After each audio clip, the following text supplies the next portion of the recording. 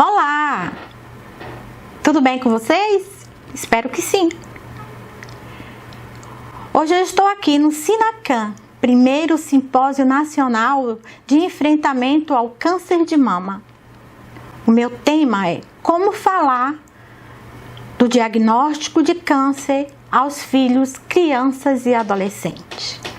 Então, manter o equilíbrio psicológico diante de um diagnóstico de câncer de mama já é muito difícil.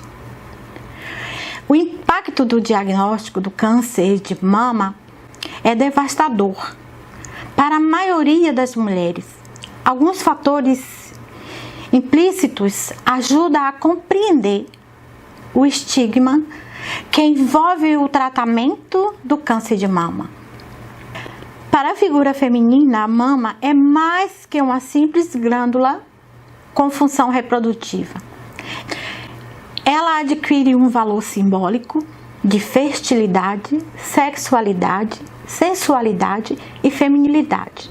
Por isso, o diagnóstico do câncer de mama acentua problemas emocionais como a ansiedade, a depressão, a agressividade dos métodos terapêuticos, o medo de perder a mama, a incerteza da recuperação, afeta diretamente a saúde mental. Nessa circunstância, o apoio das pessoas próximas e a escolha de um bom profissional são fundamentais. Essa intervenção é necessária para tornar esse cenário menos doloroso e ajudar a mulher a renovar a esperança em dias melhores. Por isso, é importante falar com os seus filhos do seu diagnóstico. Claro que ao falar com uma criança, deve-se levar em conta seus recursos cognitivos e de comunicação. Por exemplo, a criança de 3 anos terá mais dificuldade de compreender a doença do que uma criança mais velha ou adolescente. No entanto, ainda assim, é importante que lhe seja contado a respeito em uma linguagem que lhe é familiar e responder possíveis perguntas. O uso de recursos que auxilia a explicação, como livros ilustrados, contar história, entendeu? De uma maneira lúdica.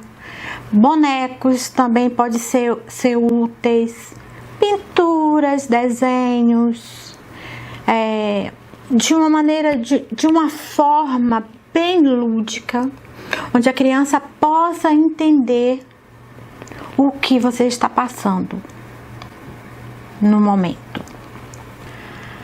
A partir dos 6, 7 anos, a criança tenderá a fazer mais perguntas para entender o funcionamento da rotina da família. O domínio cognitivo lhe dá uma sensação de mais controle e segurança e, portanto, é bom que os pais se disponham a fornecer essa explicação, embora não além do que é pedido. Claro. Já a partir dos 7 anos, a criança tenderá a fazer mais perguntas para entender o funcionamento da rotina da família. O domínio cognitivo lhe dá uma sensação de mais controle e segurança. Portanto, é bom que os pais se disponham a fornecer essas explicações, embora não além do que é devido. Como já tem uma vida social própria e está mais em contato com a mídia, provavelmente já ouviu falar do câncer com algum colega, com algum vizinho, com alguém. É importante explorar o que essa criança sabe a respeito E que fantasia tem sobre o câncer? Se você tem filhos na pré-adolescência e na adolescência e está com medo de conversar com eles sobre o diagnóstico da doença, por não saber a reação que ele vai ter, o que você deve fazer? Primeiro, estar consciente do que você está sentindo e aceitar. Assim terá mais controle sobre as emoções. É importante que as pessoas com câncer tenham uma perspectiva positiva sobre suas emoções. Na pré-adolescência, embora tenha mais recursos cognitivos para compreender, mas tanto você como seu filho poderão lidar com essas reações. Muitas vezes o medo dos pais de contar sobre a doença é um medo de entrar em contato com seus próprios sentimentos, olhar para dentro de si. Para os próprios medos e angústias, pode ajudá-lo a sentir-se mais capaz para lidar com estes sentimentos e com os sentimentos dos seus filhos. E ainda tem os efeitos colaterais, a quimioterapia, que seu cabelo vai cair. Procure falar de forma natural e honesta, explicando que é um efeito colateral do tratamento, mas que, com o fim do mesmo, seus cabelos voltarão a crescer e ficarão lindos novamente. Você não precisa esconder seus sentimentos a respeito, mas pode enfatizar sua força de vontade e sua força de vontade de cura. Pode dizer que, embora seja muito chato e isso possa te deixar triste, sua vontade de se curar é muito maior e faz com que você possa enfrentar as coisas difíceis do tratamento. Uma outra coisa que vocês devem fazer é comunicar também para a professora da escola do seu filho o que está acontecendo. Por ser pré-adolescente ou adolescente, pode vir a ter uma mudança no seu comportamento. É bom que ela saiba para que possa estar mais atenta a essas possíveis mudanças de comportamento e desempenho que costuma acompanhar momento de mudança e de maior insegurança, e possa acompanhar o seu filho mais de perto. No entanto, é bom contar também ao seu filho que você irá conversar com a professora sobre isso, porque considera importante que ela saiba.